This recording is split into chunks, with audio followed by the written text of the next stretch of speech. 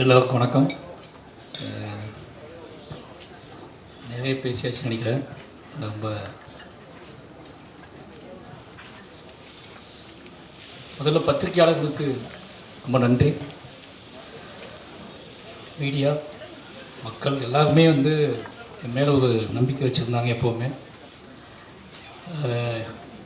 எப்போவுமே நான் படம் எப்படி சொல்கிறது, என்னோடய ப்ரொடியூசர்ஸ் தான் முதல்ல காட்டுவேன். என்னுடைய எல்லா படங்களுக்குமே அப்படி ப்ரொடியூசர்கிட்ட காமிச்சதுக்கப்புறம் அவங்க பெரிய நம்பிக்கையோடு இருப்பாங்க. அதுக்கப்புறம் நான் பயப்படுறவங்க ஒருத்தங்க ப்ரெஸ்ஸு. ஏன்னா ஒரு சமூகம் சார்ந்த படங்கள் எடுக்கும்போது பத்திரிகையாளர் சப்போர்ட் ரொம்ப முக்கியம். பத்திரிகையாளர்கள் திட்டி ஓடின படங்கள் இங்கே இருக்குது. பத்திரிகையாளர் இதெல்லாம் படமானு கேட்டு மக்களுக்கு உண்டான படங்கள் இருக்குது. ஆனால் சமூகம் சார்ந்து ஒரு அந்த மாதிரி படங்கள் எடுக்கும்போது நமக்கு யோசிக்கிறது என்னென்னா, பத்திரிகையாளர்களும் அதை எடுத்துகிட்டு போகணும். ஏன்னா அவங்க அந்த நோக்கத்தை புரிஞ்சுக்கிட்டு அதை கொண்டு போனால் தான் அந்த படம் மக்கள்கிட்ட போய் முழுமையாக போய் சேரும் அப்படிங்கிற நம்பிக்கை எனக்கு எப்போவுமே உண்டு. அப்படி ஒவ்வொரு படத்தையும் நான் பத்திரிகையாளர்கிட்ட ஷோ போடும்போது வெளியே எக்ஸாம் எழுதுங்க பையன் மாதிரி நின்றுருக்கேன்.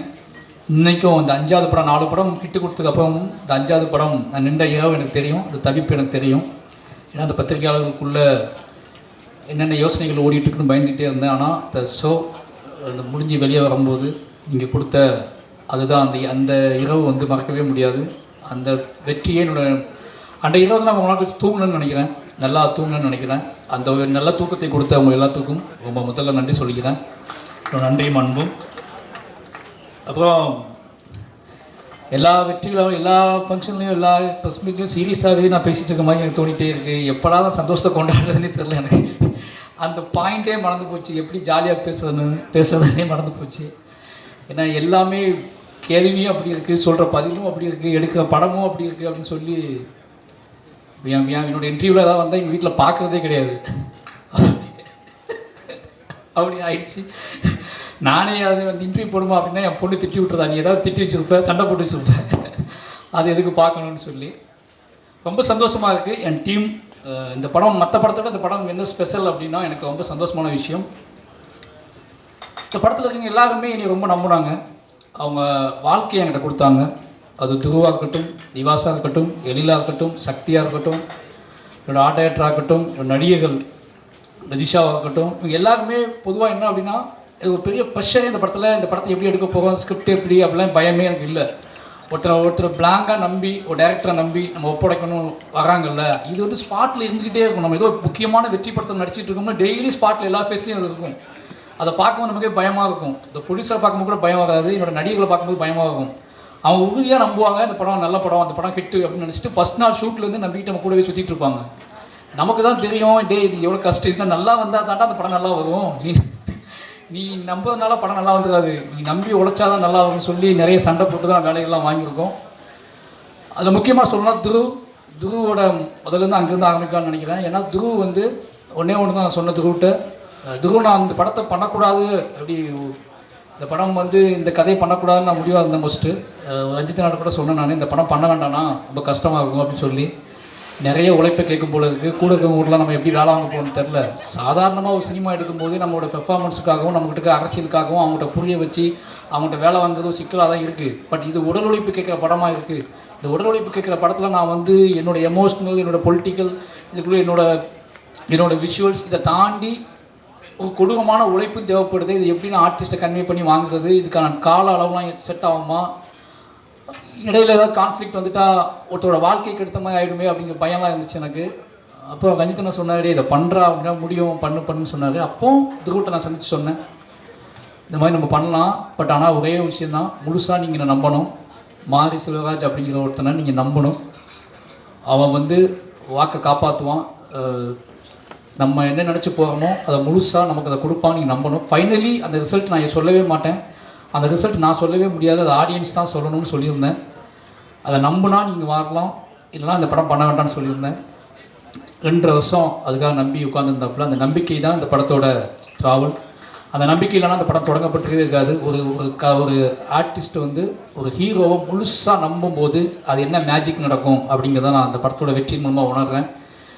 இந்த படம் முழுக்க என்னை எல்லோரும் நம்பினதுக்கப்புறம் இந்த படத்தோட அவுட்புட்டு, இந்த படத்தோட மாரி செல்வராஜோட சினிமாவில் இது கொஞ்சம் இது பெஸ்ட்டாக இருக்குது, அவரோட ஃபிலிம் லாங்குவேஜ் மாறி இருக்குது, அவரோட விஷுவல் சென்ஸு அப்படி இப்படின்னு ஒரே இது எல்லா பாராட்டுக்கும் ஒரு முக்கியமான காரணம் என்னன்னு நான் யோசித்தேன் அப்படின்னா, எனக்கே வந்து அப்படியா அப்படியா அப்படின்னு யோசிக்கும்போது ஒரே ஒரு காரணம், என்கிட்ட எல்லாரையும் நீ நம்பினாங்க. முழுக்க முழுக்க என்னோட வார்த்தையை மட்டுமே அவங்க கேட்டு ஏதாவது ஜட்ஜ்மெண்ட், அதாவது முடிவெடுக்கிற இடம் எனக்கு கொடுத்தாங்க. அது என்ன அப்படின்னா, ஒருத்தர் முழுசாக நம்பும்போது நமக்கு வந்து அவங்கள இன்னும் திருப்திப்படுத்தணும், அவங்களுக்கு நம்ம கிஃப்ட் கொடுக்கணும், அவங்களுக்கு நம்ம நம்புகிறாங்க அப்படிங்கிறதுக்காக இறங்கி வேலை பார்த்தது அந்த படம். இந்த படம் அவ்வளோ பெரிய வெற்றி அடைஞ்சதுக்கு காரணம் அவங்களோட உழைப்பு தான். முக்கியமாக அது சொல்ல வேண்டியது வந்து துருவ் சொல்லிட்டு நான் அடுத்து பசுபதி சார். பசுபதி சார் வந்து இந்த கேரக்டர் யார் பண்ணலான்னு முடிவு பண்ணும்போது நான் முடிவு பண்ண இந்த ஏன்னா மண்டக்கில் மட்டும் தான் இருந்துச்சு. இந்த படத்தில் 2 ஹீரோ அப்படின்னு என் மண்டக்கில் எப்போவுமே இருந்துச்சு. அது அப்படி நினச்சிக்கிட்டு நான் என்ன பண்ணேன் அப்படின்னா, இன்னொரு ஹீரோ தேடியே போயிட்டு இருந்தேன். எஸ்எஸ் சூர்யா சார்ட்ட கதை சொன்னேன், விஜய் சேதுபதி சார்ட்ட கதை சொன்னேன், அப்புறம் நைஸாக விக்ரம் சார்ட்டே துண்டை போட்டேன் இந்த ப்ராஜெக்டை பெருசாக்குன்னு சொல்லி. யாரெல்லாம் கண்ணுக்கு ஹீரோவாக பெரிய ஹீரோக்கள் இருப்பாங்களோ அவங்களாம் உள்ளே கொண்டு வர ட்ரை பண்ணிகிட்டே இருந்தேன். ஏன்னா அந்த அப்பா வந்து ஹீரோவாகவே எனக்கு தெரிஞ்சிகிட்டே இருந்தார். அதுக்கப்புறம் தான் யோசித்தேன், நான் வந்து நம்ம ஏன் வந்து ஒரு ஹீரோவை தேடிக்கிட்டே இருக்கோம், ஹீரோவை உருவாக்குற வாழை தானே தேடணும் அப்படின்னு சொல்லி கன்ஃபியூஸ் ஆகிக்கிட்டே இருந்துச்சு எனக்கு. ஏன்னா எனக்கு சரியான ரெஸ்பான்ஸ் கிடைக்கல எனக்கு. அப்போ தான் நான் வந்து பசுபதி சார் முடிவு பண்ணேன். பசுபதி சார்கிட்ட போய் கதை சொல்ல ஆரம்பிச்சதுக்கப்புறம் பசுபதி சார், ஏன்னா இந்த கதையை சொல்லும் போது இந்த கதையை கேட்டு முடித்த உடனே நான் பண்ணுற மாதிரின்னு சொல்கிறேன் இந்த பாயிண்டில் வந்து, அதுக்கப்புறம் நீ நம்பினது, நீ ரெடி பண்ணது, என் ஸ்பாட்டுக்கு வந்தது. எனக்கு ஒரு பயம் வந்துகிட்டே இருந்துச்சு. ஏன்னா பசுபதி சார், அமித் சார்க்கெலாம் நான் வந்து இப்போ தான் ஃபஸ்ட் டைமாக ஒர்க் பண்ணுறேன் அப்படின்னால இவங்களாம் சீனியர் ஆர்டிஸ்ட்டு. சீனியர் ஆர்டிஸ்ட்டை வேலை பார்க்கும்போது நான் வந்து என்னோடய ஸ்பாட்டில் வந்து எல்லாத்தையும் மறந்துடுவேன் மீன்ஸ் நான் என்ன வாக்குங்கிறதே மறந்துடுவேன். அப்போ அவங்க என்ன நினைப்பாங்க, நம்மளை தப்பாக நினைப்பாங்களா, என்ன இவன் ஓவராக பண்ணுறான், இவ்வளோ வேலை பார்க்குறான், இப்படி பண்ணுறான் அப்படி பண்ணுறான் யோசிச்சுப்பாங்கன்னு பயந்துகிட்டே இருந்தேன். ஆனால் ஒரு கட்டத்துக்காக தான் தெரிஞ்சு இவங்க எல்லாமே என்னோடய உழைப்பை ரசிச்சிருக்காங்கன்னு சொல்லி, நான் உழைப்பை சைக்கோத்தனம்னு சொல்லி கிளம்பி போனவங்க நிறைய பேர் இருக்காங்க, என்னை விட்டுட்டு போனவங்க நிறைய பேர் இருக்காங்க. ஏன்னா உழைப்பு ஜெயிச்சாதான் அதுக்கு வேல்யூ, உழைப்பு தோத்திருச்சு அப்படின்னா அது சைக்கோன்றுவாங்க. என்னோடய ஃபஸ்ட்டு படத்துலேருந்து நடந்துகிட்டே இருக்கு எனக்கு. பட் என்னோடய உழைப்பை வந்து முதல்ல ரசித்தவங்க என்னோடய senior Ameer sir, Lal sir, Pasupathy sir, இவங்க 3 பேருமே அவ்வளோ சுதந்திரமாக என்னை பார்த்துக்கிட்டே இருந்தாங்க. நான் என்ன இழுப்பு இழுத்தாலும், நான் என்ன சொன்னாலும், இந்த லாஸ்ட் சீன் எடுத்துகிட்டு இருக்கும்போதெல்லாம் பசுபதி சார் காய்ச்சல் நினைக்கிறேன். என்ன சார், அந்த வயக்காட்டில் இறங்கி அந்த நல்ல சென்னையில் மழைக்காலம், அது மழை பெஞ்சிக்கிட்டே இருக்குது, இடையில எடுக்கணும், நடுங்கிக்கிட்டே இருந்தார். நான் நிறைய டேக் போனேன், சார்கிட்ட வந்து மாற்றி எடுத்தேன். அவர் அன்றைக்கி அந்த ஷூட் முடிச்சுட்டு நேராக ஹாஸ்பிட்டலில் தான் போய் அட்மிட் ஆனது. சாரி சார், அன்றைக்கி நான் உங்களோட சாரியும் கேட்கல, ஒன்றும் கேட்கல, அது எனக்கு தெரியல, அன்றைக்கி முடிச்சு ஆகணும்னு சொல்லி பண்ணேன். நீங்கள் என்னை பொறுத்துக்கிட்டு அந்த ஃபுல்லாக பண்ணி கொடுத்தீங்க, ரொம்ப நன்றி. அமீர் சார் ராட்சசன் நினைப்பேன் நான் எப்போவுமே. அவரை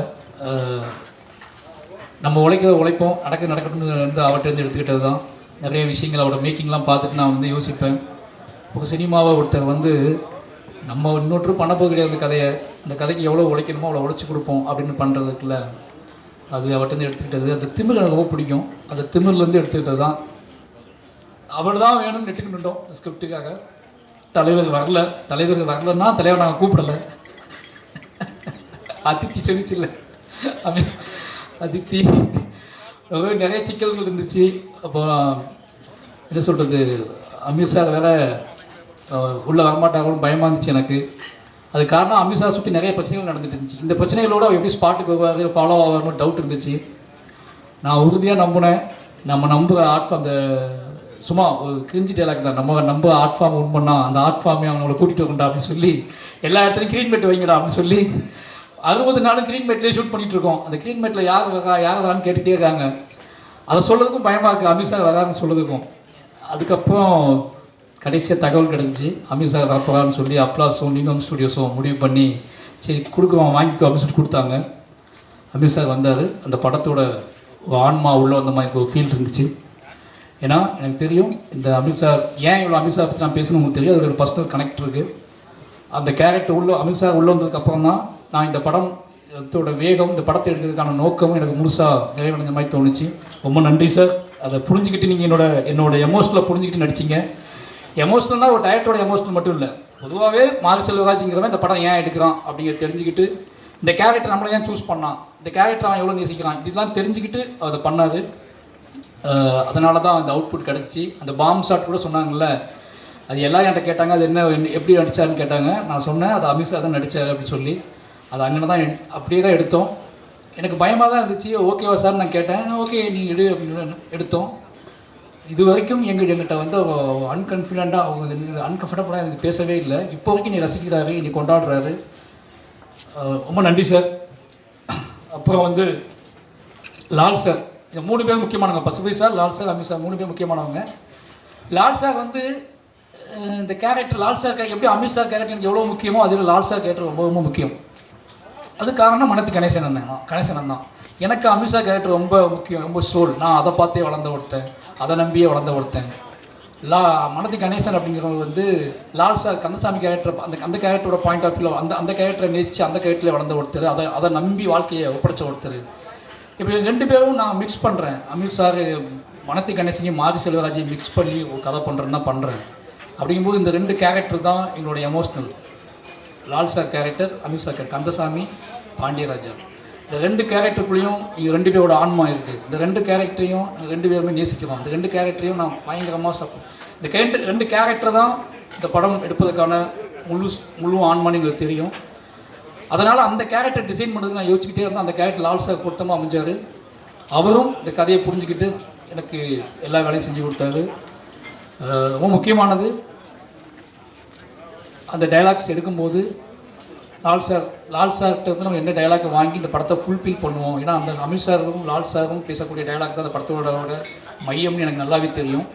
என்னதான் கிட்டானோட வாழ்க்கை இருந்தாலும் இவங்க 2 பேரும் பேசி என்னவா முடிவுக்கு வராங்க அப்படிங்கிறது முக்கியமான விஷயம் எனக்கு தெரியும். அந்த 2 விஷயங்கள் எழுதும்போது மட்டும்தான் நான் ரொம்ப இத்தனை நாள் கற்றுக்கிட்ட சினிமா, காற்று, என்னோடய வாசிப்பு, இது எல்லாத்தையும் மிக்ஸ் பண்ணி என்னோட அறிவு, என்னோடய ஒட்டுமொத்த என் ஊர் சார்ந்த பார்வை, இது எல்லாத்தையும் உள்ளே வச்சு அந்த கேரக்டர் டிசைன் பண்ணேன். அந்த கேரக்டர் 2மே மக்களால் ஏற்றுக்கொள்ளப்பட்டதும், அந்த 2 கேரக்டர் பக்கத்தில் இருக்கக்கூடிய எமோஷ்னல், சண்டை, பகை, நியாயங்கள், தர்க்கங்கள், இது எல்லாமே ஒரு அளவுக்காவது புரிஞ்சு அது ஒரு சமநிலை நோக்கி நகர்ந்ததுக்கு அப்படிங்கிறதுக்கான வெற்றியாக தான் அந்த வெற்றியை நான் பார்க்குறேன். அதை நான் உணர்றேன். திருநெல்வேலி மண்ணிலிருந்து, திருநெல்வேலியில் சார் சொன்னார் நிறைய ரிப்போர்ட்டர் என்னை கேள்வி கேட்டாங்கன்னு. அவங்க கேள்வி கேட்கும்போது நான் தைரியமாக ஹேண்டில் பண்ணதுக்கான இதை கொடுத்தது அங்கே இருக்க மக்கள் தான். அந்த மக்கள் அந்த படத்தையும் ஒட்டுமொத்த தமிழ் மக்களும் அங்கே அந்த படத்தை கொண்டாடிக்கிற விதம் எனக்கு தெரியும்.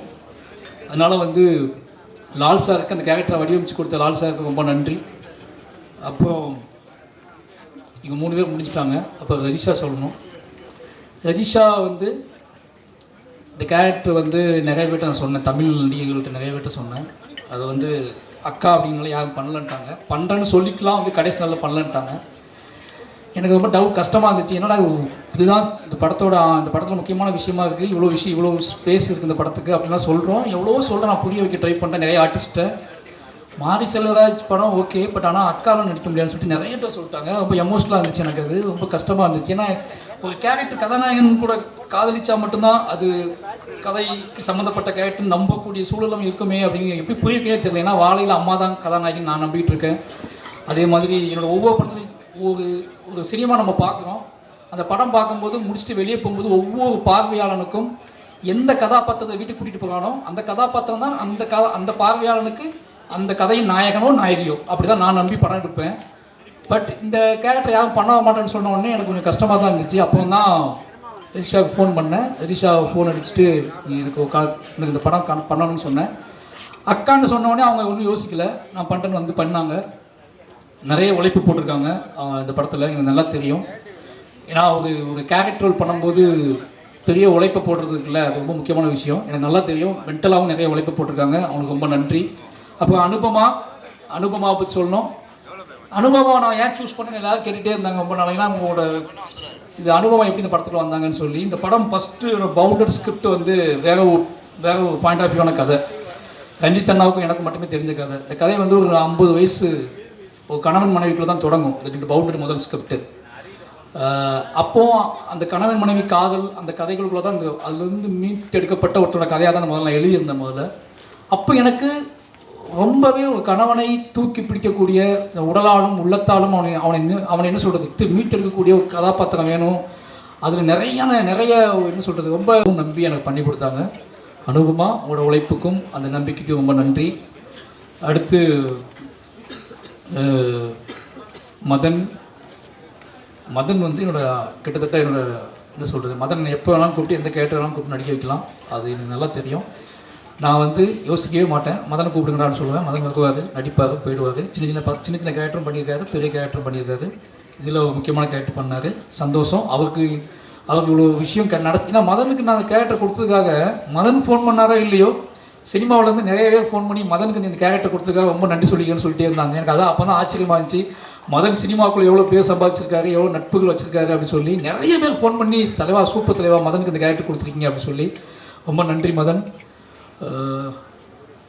அப்புறம் பிரபஞ்சன் அப்படி சொல்லணும். முதல்ல இந்த இடத்துல ஒரு முக்கியமான விஷயம் சொல்லணும்னு நினச்சிருக்கேன். இதில் வந்து இந்த படத்தில் முக்கியமாக நன்றி சொல்ல வேண்டியது கலையரசனுக்கும் ஹரிக்கும் சொல்லணும்னு நினைக்கிறேன். ஏன்னா அந்த படத்தில் கலையரசன் வந்து துரு கூட ஒரு 20 நாள் ட்ரைனிங் வந்தார். ஹரியும் இந்த மாதிரி 20 நாள் ட்ரைனிங் வந்தார். 2 கேரக்டரு. நான் எப்படி துருவை கஷ்டப்படுத்தினோ அதே மாதிரி அவங்க 2 பேர்த்தையும் கஷ்டப்படுத்தினேன். ஆனால் எதிர்பார்த்த விதமாக ஹரிக்கு வந்து காலில் அடிபட்டுடுச்சு, திருப்பி ரன் பண்ண முடியல. அந்த ஹரி பண்ண வேண்டிய கேரக்டர் தான் என்னோடய அண்ணன் கண்ணன் பண்ணார். அந்த அனுபமாவோட அண்ணன் பண்ண கேரக்டர் ஹரி பண்ணிக்கிட்டு அந்த 4 நாள் ஷூட் பண்ணேன். இந்த 4 நாள் ஷூட்டிங்கில் அவருக்கு அடிபட்டுடுச்சு. திருப்பி அவருக்காக தான் வெயிட் பண்ணோம், ஆனால் அது சரி பண்ண முடியல. ஹரிக்கு ரொம்ப நன்றி. ஏன்னா எனக்கு தெரியும் இப்போ உங்களுக்கு இந்த கேரக்டர் மிஸ் ஆனதில் ஒரு ஃபீல் இருக்கலாம், அதுக்காக மன்னிப்பு கேட்டுக்கிறேன். பட் ஹரிக்கு ரொம்ப நன்றி. அதேமாதிரி கலையரசன் தான் பிரபஞ்சன் கேரக்டருக்காக சூஸ் பண்ண ஒரு கிட்டத்தட்ட 20 நாள் ட்ரைனிங் கொடுத்துட்டு இருந்தேன். அவருக்கும் இதே மாதிரி தான் அடிபட்டுடுச்சு.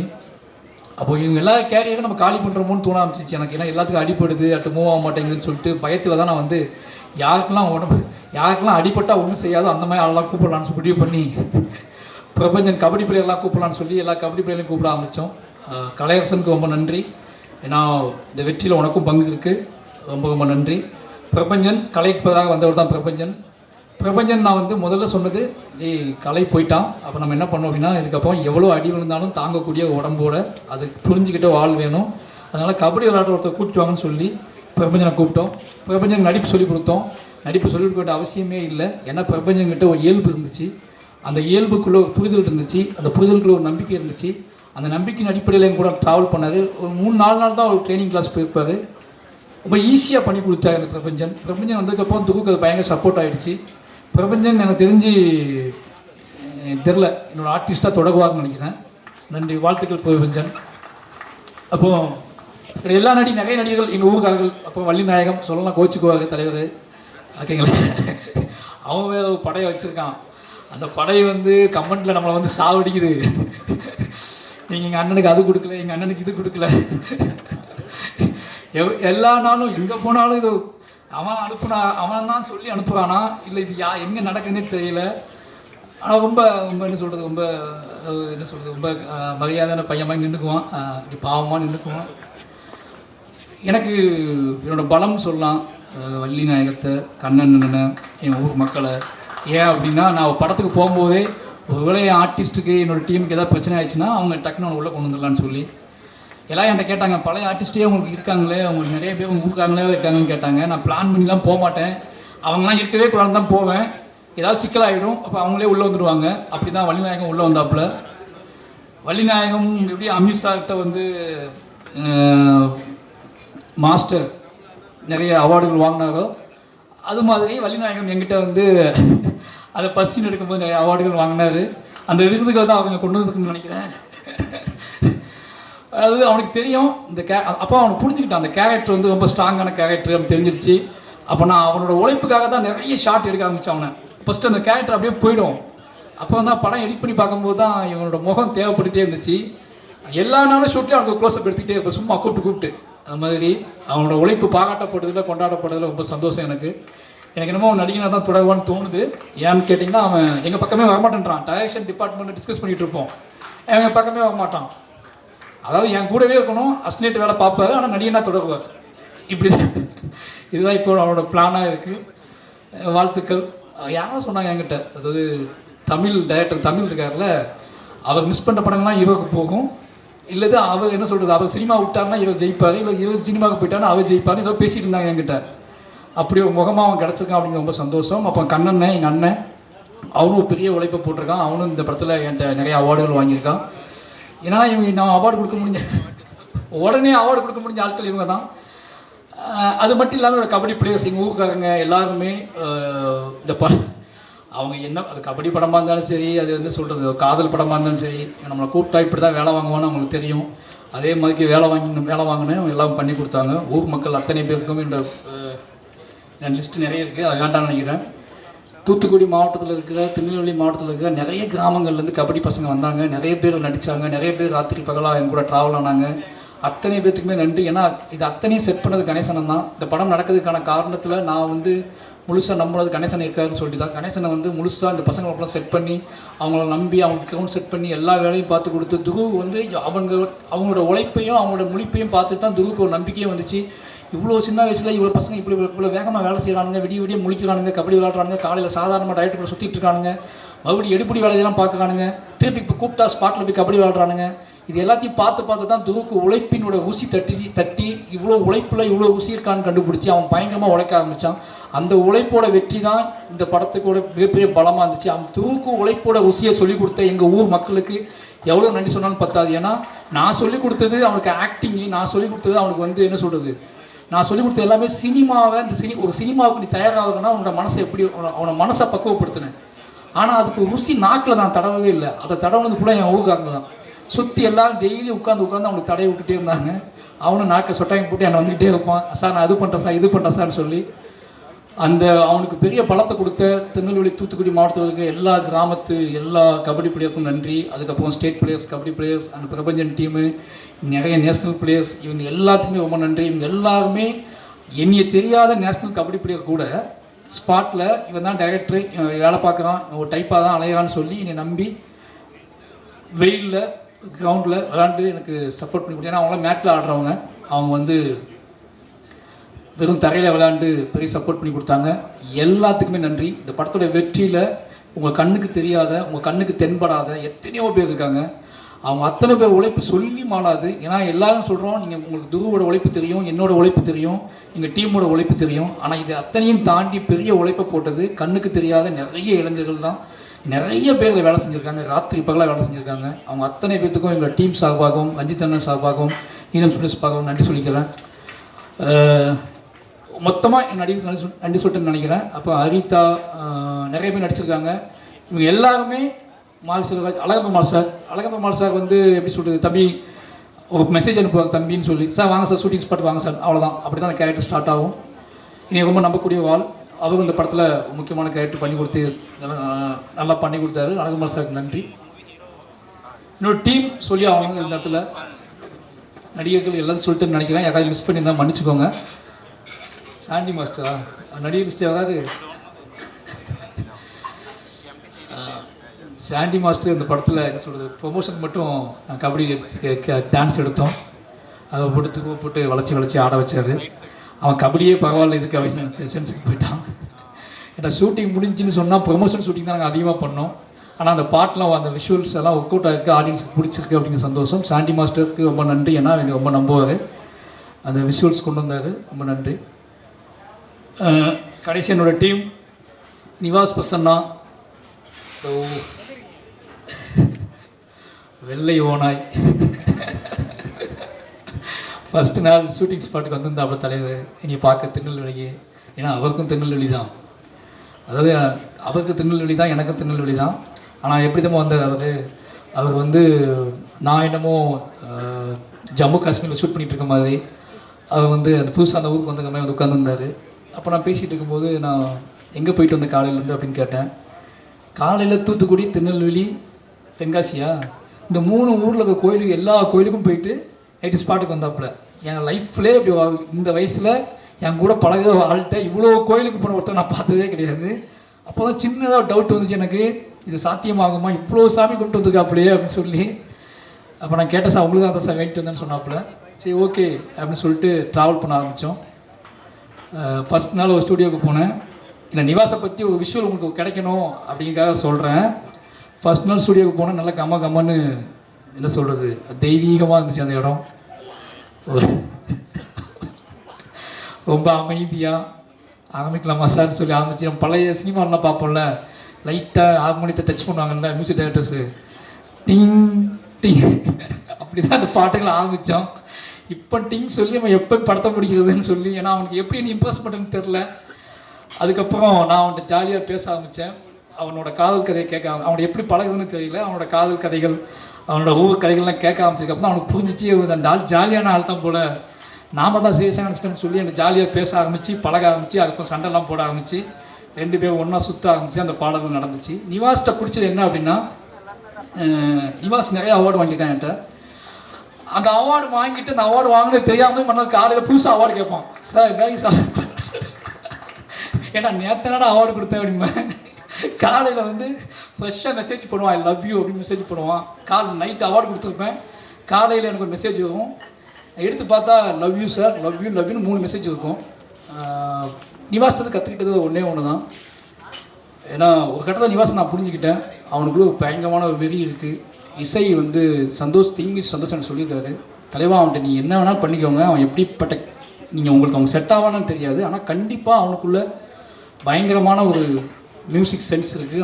அவன் பயங்கரமான ஆள் தலைவா, அதை மட்டும் நான் சொல்லிக்கிறேன். ஆனால் அவன்கிட்ட எப்படி பழகுவான்னு எனக்கு தெரியல, இதை மட்டும் தான் சொன்னார். அப்படி பயங்கரமான மியூசிக் சென்ஸில் ஒருத்தன் எப்படி மிஸ் பண்ண முடியும்னு சொல்லிட்டு 2 பேரும் அவங்கள ட்ராவல் பண்ண ஆரம்பித்தேன். இந்த படத்தை இவ்வளோ பெரிய குவாலிட்டியாக இவ்வளோ பெருசாக அவன் மாற்றுவான்னு நான் எதிர்பார்க்கவே இல்லை. ஆனால் முழுசாக என்னைய லவ் பண்ண ஆரம்பித்து என்னோட ஆர்ட் ஃபார்முக்கு மரியாதை கொடுத்து ராத்திரி பகலாக வேலை செஞ்சு என்ன சொல்கிறது, எப்படியாவது என்னை கன்வின்ஸ் பண்ணி என்னைய வந்து அந்த ஐ லவ் யூ நான் திருப்பி அனுப்பணும் அப்படிங்கிறத அவங்க 50 ஐ லவ் யூ அனுப்பியிருப்பேன். நான் ஐ லவ் யூ இப்போ வரைக்கும் அனுப்பவே இல்லை. இப்போ சொல்கிறேன் நிவாஸ், ஐ லவ் யூ. ஓகேங்களா? நான் அனுப்பாமலே இருந்தேன், என் ஒய்ஃப் திட்டிக்கிட்டே இருக்கும், ஒரு மனுஷன் உன்னை நம்பி இவ்வளோ ஐ லவ் யூ அனுப்பி வைக்கிறான், நீ என்னன்னா ஓவராக பெரிய இவர் மாதிரி ஒன்றுமே அனுப்ப மாட்டேன். இதே வந்து சந்தோஷ் நாராயணனோ இல்லை வந்து ரகுமான் சாரோ அனுப்பியிருந்தா நீ இப்போ விட்டுருப்பியான்னு கேட்டேன். நான் சொன்னவர்கிட்ட இல்லை, அந்த ஐ லவ் யூ நான் திருப்பி அனுப்புனேன் அப்படின்னா திருப்பி அதுக்கப்புறம் அனுப்ப மாட்டான், அவன் அனுப்பிக்கிட்டே இருக்கட்டும்னு சொல்லி வச்சுருந்தேன். நிவாஸோட அம்மா அப்பா சொல்லி ஆகணும். எனக்கு நல்லா ஞாபகம் இருக்குது. இந்த ஃபஸ்ட் நாள் நிவாஸ் வீட்டுக்கு போயிருக்கும்போது நிவாஸோட அம்மா அப்பா என் கையில் பிடிச்சிட்டு சொன்ன முதல் வார்த்தையை மறக்கவே முடியாது. ஏன்பா இங்கே வந்த, சந்தோஷம்னா என்ன, வாழை படத்தில் அவ்வளோ அழகாக மியூசிக் பண்ணியிருக்காப்பா, எதுக்குப்பா இங்கே வந்த நீங்கள் அப்படின்னு. ஏம்மா தோசை சாப்பிட்டு போயாப்பா அப்படின்னா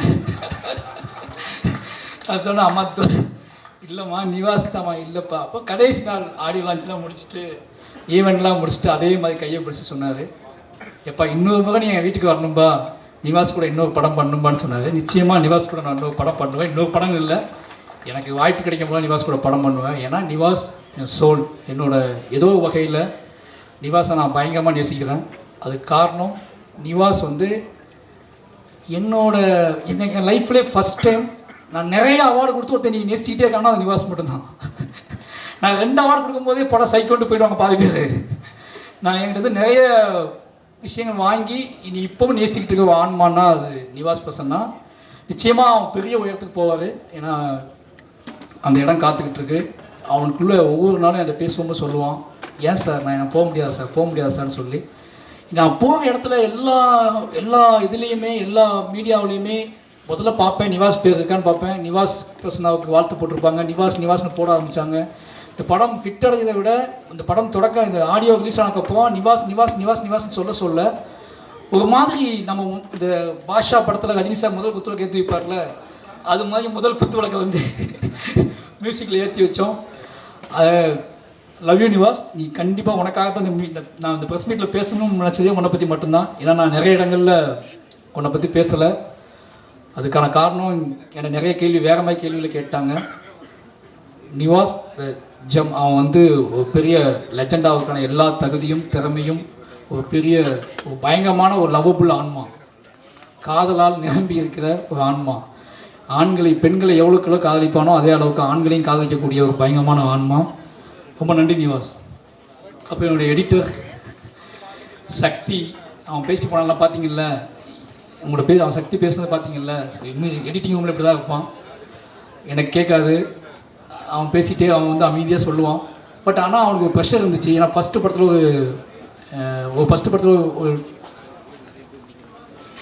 ஃபஸ்ட்டு படத்துலேயே வந்து ஒரு ஸ்போர்ட்ஸ் ட்ராமாவை ஹேண்டில் பண்ணுறது எடிட்டருக்கு ரொம்ப கஷ்டம், எனக்கு நல்லா தெரியும். நான் எந்த நம்பிக்கையில் அவன்கிட்ட போனது எனக்கு இப்போ வரைக்கும் தெரியல. நான் மாமன் கட் பண்ணால் நான் இப்படி தான் ஏதாவது டக்குனு யார் எடிட்டர் என்கிட்ட கேட்டாங்க, என் ஹஸ்பண்ட் வந்து சக்தி போட்டுக்குவாங்கடா இப்படி தான் சொன்னேன், யோசிக்காமல் சொல்லிட்டோமோ அப்படின்னு பயம். ஏன்னா ஒருத்தனை முடிவு பண்ணிட்டோம், திருப்பி அவனை நம்ம திட்டி அவனை ஏதாவது பண்ணுங்கன்னு சொல்லி வருத்தப்பட்டோம்னா அவனுக்கு அவன் லைஃப் என்ன ஆகும்னு யோசிச்சுட்டு, ஆனால் அவன் பெரிய நம்பிக்கையை காப்பாற்றி என் கூடவே ட்ராவல் ஆகி 2 பேரும் கிளம்பி பாண்டிச்சேரிக்கு போய் ஒரு காட்டுக்குள்ள உட்காந்து எடிட் பண்ண அந்த படத்தை. அந்த எனக்கு அவன் எதுவும் ஆகிடக்கூடாது அப்படிங்கிறதுக்காக அந்த படத்தை நிறைய எடிட் பண்ணி இருந்துச்சு. அவன் ஃபஸ்ட்டு படம் வேறு, அவனுக்கு எதுவும் ஆகிடக்கூடாது அப்படிங்கிறதுக்காகவே நான் அவனை கூட்டிக்கிட்டு அவனும் மட்டுமே கிளம்பி பாண்டிச்சேரியில் போய் ஒரு ரெசார்ட்டில் உட்காந்து அந்த படத்தை எடிட் பண்ணோம். அந்த நேரத்தில் அவன் ரொம்ப சந்தோஷமாக இருந்தான். இந்த படத்தை முழுமையாக்கி கொடுத்தான். நன்றி சக்தி, லவ் யூ. உனக்கும் மிகப்பெரிய இடம் காத்திருக்கு, அடுத்தடுத்த படங்களில் நீ கலக்குவ. அதுக்கப்புறம் என்னோடய கேமராமேன், நான் ரொம்ப நேரம் பேச யோசிக்காது, இந்த கபிலன் இருக்காருல, சுதி டிவி கபிலன், அவர் என்ன பண்ணாருன்னா அந்த ப்ரெஸ் ரிலீஸ் ஈவெண்ட் இருக்குல்ல, அங்கே நான் பேசியிருந்தேன், அவர் கமெண்ட் போட்டு என் ஒய்ஃப் ஸ்க்ரீன்ஷாட் எடுத்து காமிச்சிச்சு. இந்த மனுஷன் 40 நிமிஷம் 50 நிமிஷம் பேசுவான், கண்டென்ட் கிடைக்கும். ஆனால் யாரோ சொல்லி அனுப்பியிருக்காங்க, ரஞ்சிதனை தான் சொல்லி அனுப்பினாங்க, கம்மியாக பேசிட்டு வாடா அப்படின்னு சொல்லி அனுப்பினாங்க எனக்கு நிகழ்ச்சியில். அதனால் இப்போ எல்லாத்தையும் சொல்லுமேங்காக சொல்கிறேன். எழில் என்னோட 15 வருஷமாக என்னை நேசிக்கிற ஒரு பையன், தம்பி.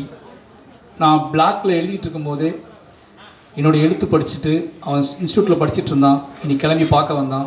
எனக்கு ஆச்சரியமாக இப்போ வரைக்கும் எனக்கு எப்படா ஒருத்தன் 15-16 வருஷத்துக்கு முன்னாடியே எழுத்தை படிச்சுட்டு அவன் கேமரா படிச்சுட்டு இருக்கான். நான் அசிஸ்டன்ட் டைரக்டர்.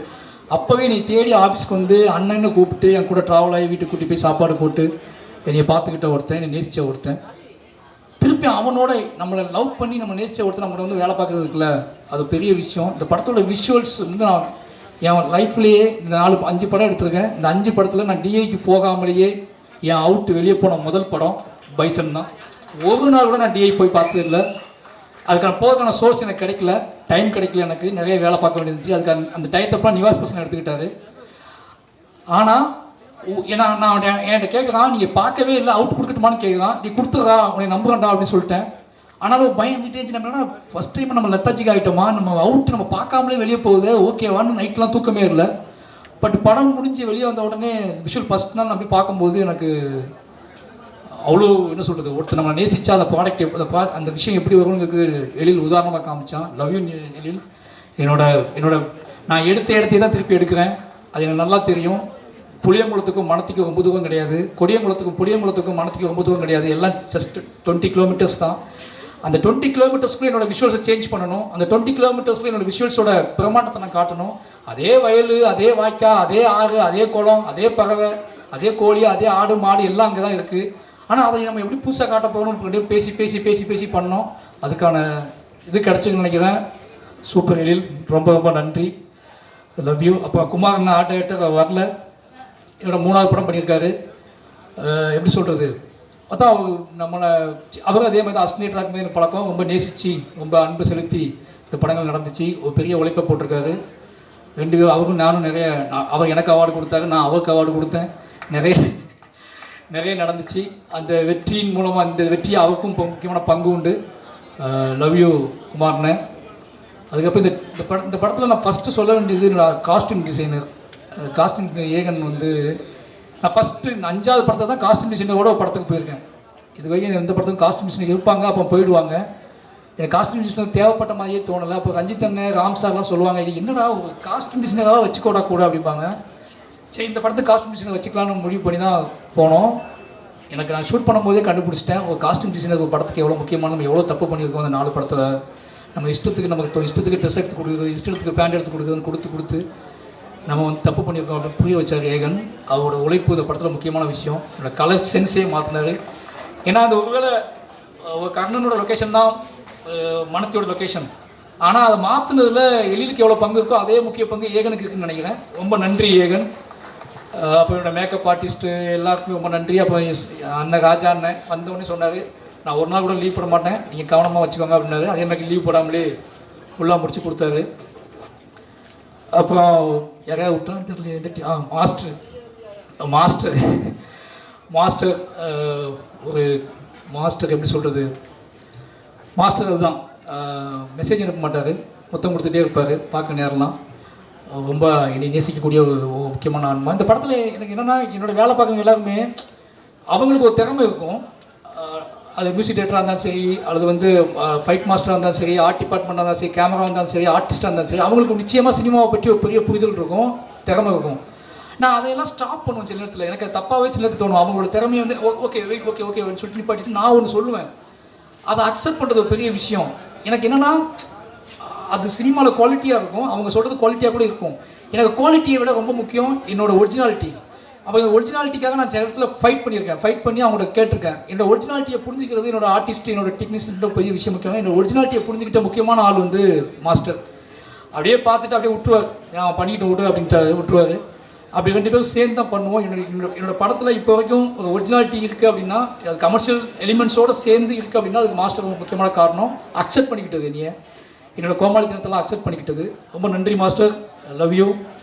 அப்போ நிறையாது திங் மியூசிக் சந்தோஷ் சொல்லணும், பார்த்துட்டே இருக்காரு. மாஃபியா, தமிழ் சினிமாவோட மாஃபியா. பயமாகவே இருக்கும் அவரை சொல்லலாம், ஐயோ சொல்ல மட்டுமே, யார் சொல்ல மட்டுமேன்னு சொல்லி நிவாசை ஒப்படைச்சிட்டு நான் பார்த்துக்கிறேன் உங்களுக்கு பயப்படாதீங்கன்னு சொல்லிட்டு காணாமல் போயிடுவார். காணாமல் போயிட்டு நான் நிவாஸ்ட்டு வேலை வாங்க முடிச்சதுக்கப்புறம் ஃபோன் பண்ணுவார், தலைவா ஓகேவான்னு கேட்பாரு. நிவாஸ் மேலே அவர் வச்ச நம்பிக்கை தான் முக்கியமான காரணம். நிவாஸை வந்து அவர் எனக்கு கொடுத்தது. நான் அவர்கிட்ட கேட்டேன், எனக்கு ஏதாவது மியூசிக் தேட்டர் கொடுங்க, நான் புதுசாக போகலான்னு இருக்கேன்னு சொல்லி. ஏன் நிவாஸ் உங்களுக்கு பழக்கம் தானே, நிவாஸ்ட்டு போங்கன்னு கேட்டார். நீங்கள் இருப்பீங்களா கூடன்னு கேட்டேன், இருப்பேன்னு சொன்னார். அப்படி தான் அந்த ப்ராடக்ட் ஆரம்பித்தோம். கடைசி வரைக்கும் கூட வந்து முடிச்சு கொடுத்துருக்காரு. நிவாஸ் திங் மியூசிக் டீமுக்கு ரொம்ப நன்றி. ஐயோ நிவாஸோட அக்கா பேரை மறந்துட்டேன்.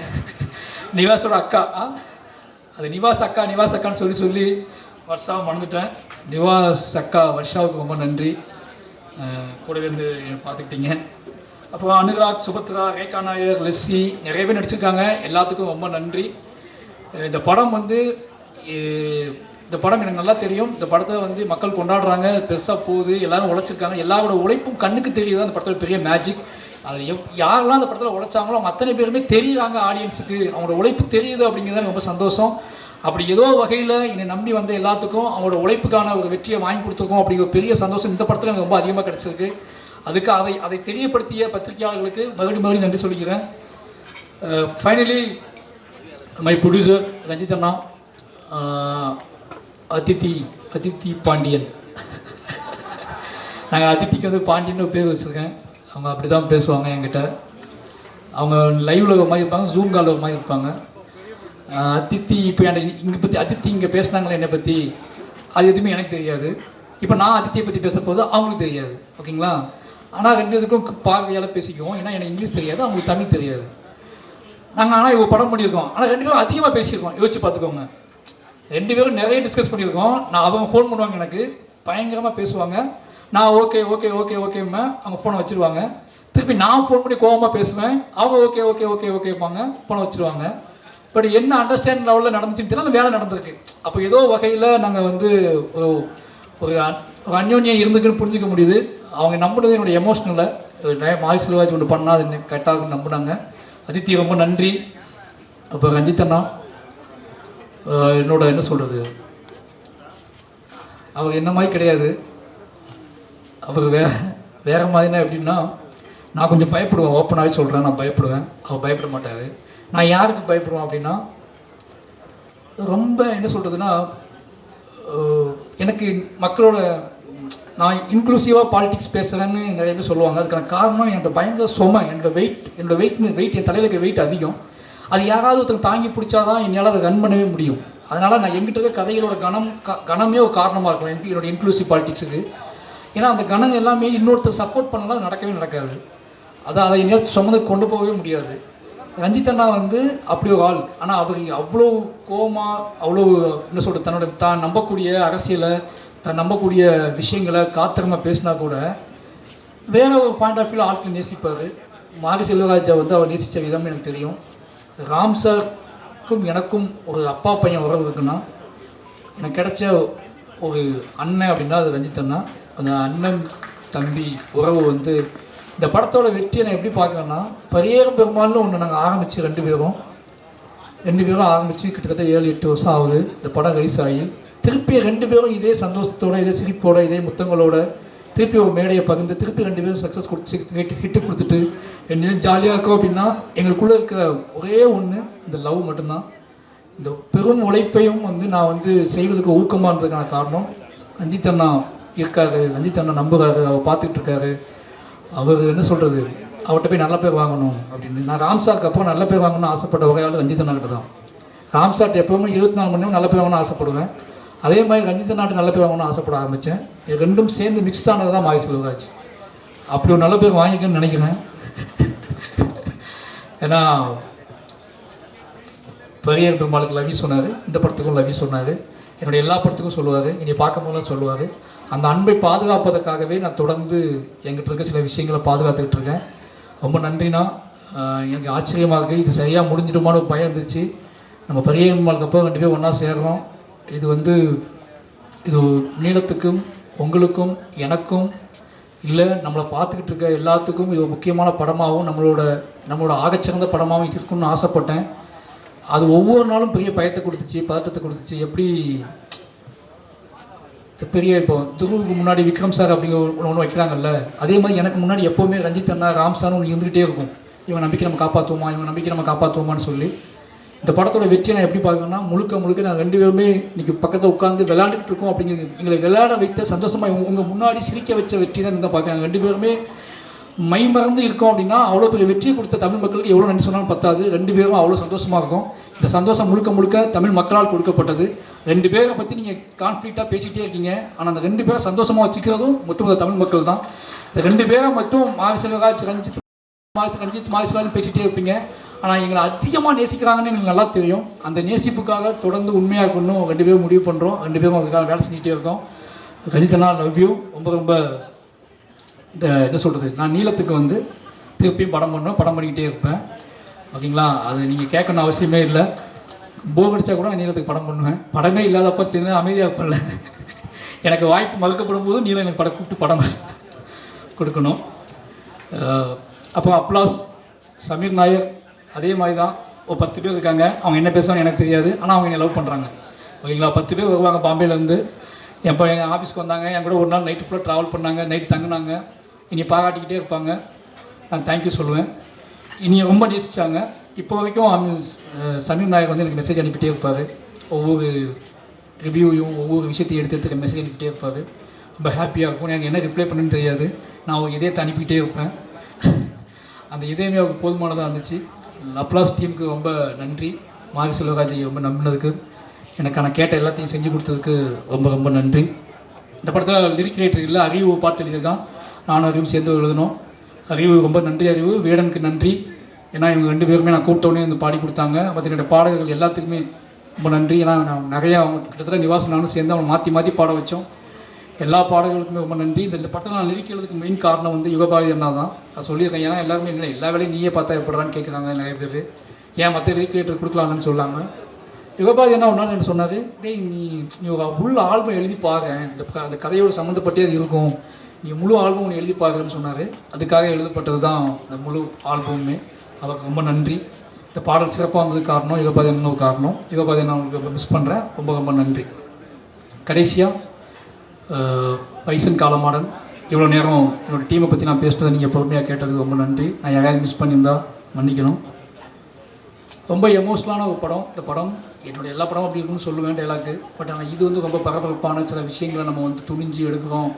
சில விஷயங்கள் இது எப்படி புரிந்து கொள்ளப்படும் அப்படின்னு ஒரு நிறைய மனசுக்குள்ளே நிறைய கணக்குகள் போட்டு நிறைய பிளான் பண்ணி திட்டமிட்டு அந்த திட்டத்துக்குள்ளே ஒரு எமோஷ்னல் வச்சு எடுக்கப்பட்ட படம் தான் பைசன் காலமாடன். மனத்தி கணேசன் அப்படிங்கிற ஒருத்தரை அவரும் நானும் சேர்ந்து பலமாக விவாதித்து அவர் இனி நம்பினார். அந்த நம்பிக்கையை காப்பாற்றணும் எடுத்த படம். இன்றைக்கி அந்த படத்தோட ரிசல்ட்டு பார்க்கும்போது, இந்த படத்தோட ரிசல்ட்டை தாண்டி எனக்கு வர மெசேஜ், என்னை தேடி பேசுகிறவங்க, என்னை ஃபோன் பண்ணி பேசுகிறவங்க, சவுத் தமிழ்நாட்டில் கூடிய இளைஞர்கள் இருக்கக்கூடிய இந்த படத்துக்கான ஆதரவு, இது எல்லாத்தையும் பார்க்கும்போது ஏதோ நம்ம இவ்வளோ நாள் கற்றுக்கிட்ட விஷயத்தை வச்சு ஒரு நல்ல விஷயம் பண்ணியிருக்கோம் அப்படிங்கிற பெரிய நம்பிக்கையை கொடுத்துருக்கு. அந்த நம்பிக்கையை கொடுத்ததுக்கான காரணம் இந்த மக்கள் இந்த படத்தை ஏற்றுக்கொண்டது தான். நிறைய எங்கிட்ட பிள்ளைகள் இருந்திருக்கு, நிறைய விஷயங்கள் இருந்திருக்கு, நான் நிறைய முரண்பட்டிருக்கேன், நிறைய விஷயங்கள். ஆனால் இது எல்லாமே என்னோடய ஆர்ட் ஃபார்ம் ஸ்ட்ராங் ஆகணும் அப்படின்னு தான் நான் பண்ணியிருக்கேன். அப்படி யாராவது வருத்தப்பட்டிருந்தா, யாரையாவது நான் வந்து ஹர்ட் பண்ணியிருந்தா, இந்த படத்தில் வேலை செய்யும்போது யாரையாவது ஹர்ட் பண்ணியிருந்தா உங்களுக்கு மன்னிப்பு கேட்டுக்குவேன். ஏன்னா எனக்கு அந்த கிட்டத்தட்ட 80 நாள், இந்த 80-90 நாள் நினைக்கிறேன். இந்த 90 நாளில் நான் என்னவா இருந்தேன்னு எனக்கே தெரியாது. அது முழுக்க நான் ஆர்ட் ஃபார்மில் தான் இருந்து என்னோடய சினிமாக்குள்ளே இருந்திருக்கேன்.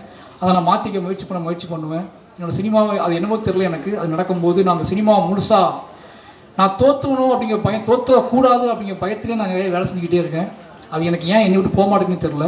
அதனாலேயே கொஞ்சம் அதிகப்படியான வேலைகளை செய்கிறேன், கொஞ்சம் அதிகப்படியான ஆட்கள்கிட்ட உழைப்பை வாங்க ட்ரை பண்ணுறேன், அதிகப்படியான நேரத்தை அவங்கள்ட்ட எடுத்துக்கிறேன். நான் எப்படி இருக்கணும் அதே மாதிரி அவங்களும் இந்த படத்தில் அப்படி இருக்கணும்னு நினைக்கிறேன். இது சரியாக தப்பான்னு எனக்கு தெரியல. ஆனால் என்கிட்ட இருக்க எல்லாத்தையுமே நான் எப்படி இருக்க இந்த படத்துக்காக அதே மாதிரி நீங்களும் இருக்கணும்னு எதிர்பார்க்குறேன். அது நிறைய இடத்துல முகனாக இருக்குது, நிறைய இடத்துல பிரச்சனைகளை உருவாக்கியிருக்கு. ஆனால் ஃபைனலி இந்த படத்தோட ரிசல்ட் அவங்களுக்கானது தான். அவங்க அதை நம்பி என்னை உழைச்சிருக்காங்க. அப்படி நான் முகன்பட்ட, நான் வருத்தப்பட்ட, இல்லை என்ன சொல்கிறது, என் மீது வருத்தப்பட்ட நிறைய பேருக்கு நான் நன்றி சொல்லிக்கிறேன். இந்த படம் மட்டுமே காரணம். இந்த படத்தை தாண்டி நான் எந்த வகையிலையும் யாரையுமே பகையாக நினச்சதில்லை, எதுவும் கிடையாது. பைசன் ஃபைனலி ரொம்ப ஒரு நல்ல அனுபவத்தை எனக்கு கொடுத்துருக்கு, ஒரு நம்பிக்கையை கொடுத்துருக்கு. நான் தொடர்ந்து வேலை செய்வதற்கான ஒரு பெரிய பலத்தை கொடுத்துருக்கு. இந்த படத்தை பாராட்டி இந்த படத்தை கொண்டாடிட்டு இருக்கிற அத்தனை இளைஞர்களுக்கும், அத்தனை மக்களுக்கும், யாருனே தெரியாத மக்களுக்கும் நன்றி சொல்லிக்கிறேன். நிச்சயமாக தொடர்ந்து நான் நல்ல படங்கள் எடுப்பேன்னு நினைக்கிறேன். தொடர்ந்து இந்த மாதிரி எவ்வளோ எதிர்ப்பு வந்தாலும், எவ்வளோ முரண் வந்தாலும் என்னை திருப்பிடலாம், என்னோடய நெரேட்டிவை மாற்றிடலாம், என்னை செட் பண்ணிடலாம்னு தயவு செஞ்சு யாரும் நினைக்க வேண்டாம். அது என் ரத்தத்திலே கிடையாது. எனக்கு அதுதான் வரும்னா நான் அதை விட்டு விலகுவதற்கான வாழ்க்கை என்கிட்ட இல்லை. அதை பற்றியே யோசிச்சுட்ருக்கேன், அதை பற்றியே போய் பேசுகிறேன், அதை பற்றியே பழகிட்டுருக்கேன். அதை பற்றியே நான் உங்களுக்கு தெரியாது. இந்த படம் முடிஞ்ச அடுத்த படத்துக்கு இடையில நான் சந்திக்க போகிற பிரச்சனைகள், நான் சந்திக்கிற மனிதர்கள், அவங்க சொல்கிற கதைகள்லாம் கேட்டால் நீ வேறு எந்த படமே எடுக்க முடியாது. நீங்கள் நினச்சிட்டிங்க ஒரு ஸ்கிரிப்ட் எழுதி முடிச்ச உடனே திருப்பி போய் வேறு அழகாக போய் ஒரு ரூம் போட்டு எங்கேயோ கொடைக்கானலையோ ஊட்டிலையோ இல்லை வெளிநாட்டிலையோ போய் உட்காந்து கதை எழுத அமைப்பான்னு நினைப்பீங்க. ஆனால் எங்களுக்கு அப்படி இருக்காது.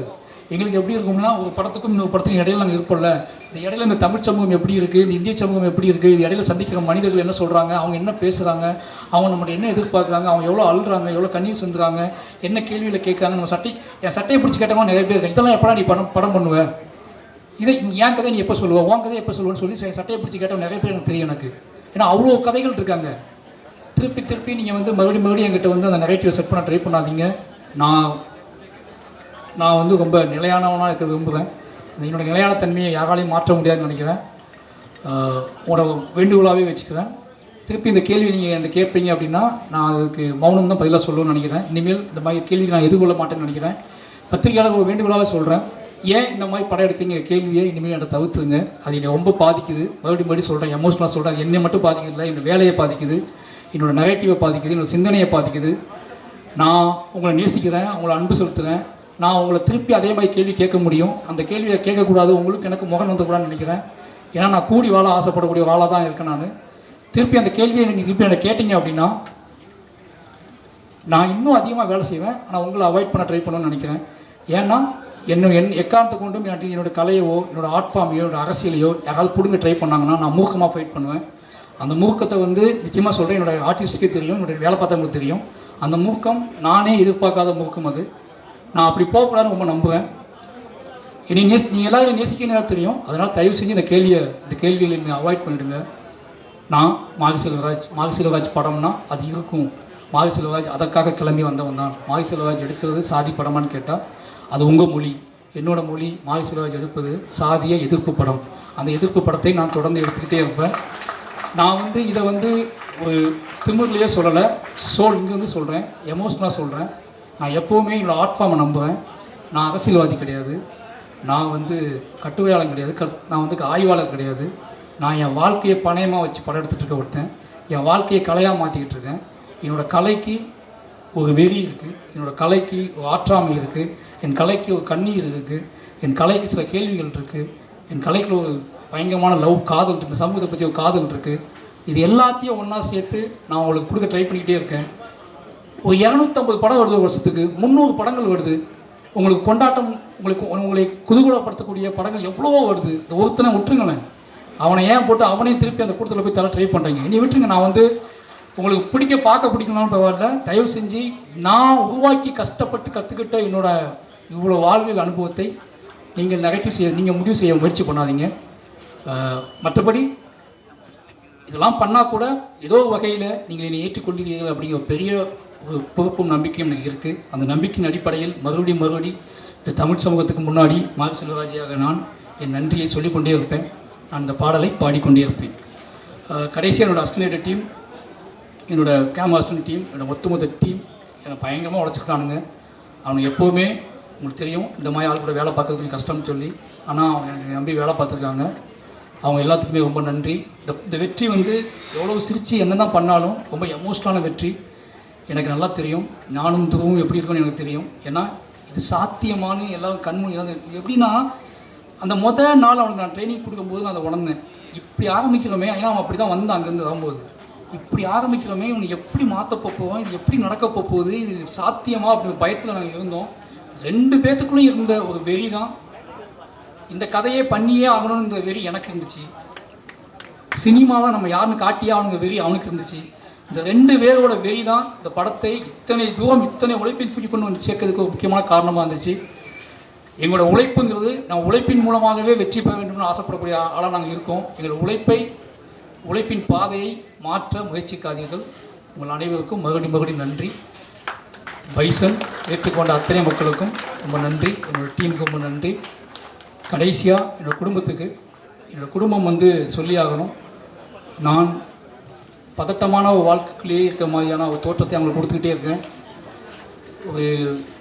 ஒரு சினிமா இயக்குனர் வெற்றி பெற்றதுக்கப்புறம் அது எவ்வளோ பெரிய கொண்டாட்டமாக இருக்கும், அந்த கொண்டாட்டம் எப்படிப்பட்டதாக இருக்கும் அப்படின்னு அவங்க பார்த்துருப்பாங்கல்ல, கேள்விப்பட்டிருப்பாங்க. அப்படி கொண்டாட்டத்தை நான் அவங்களுக்கு கொடுக்கல.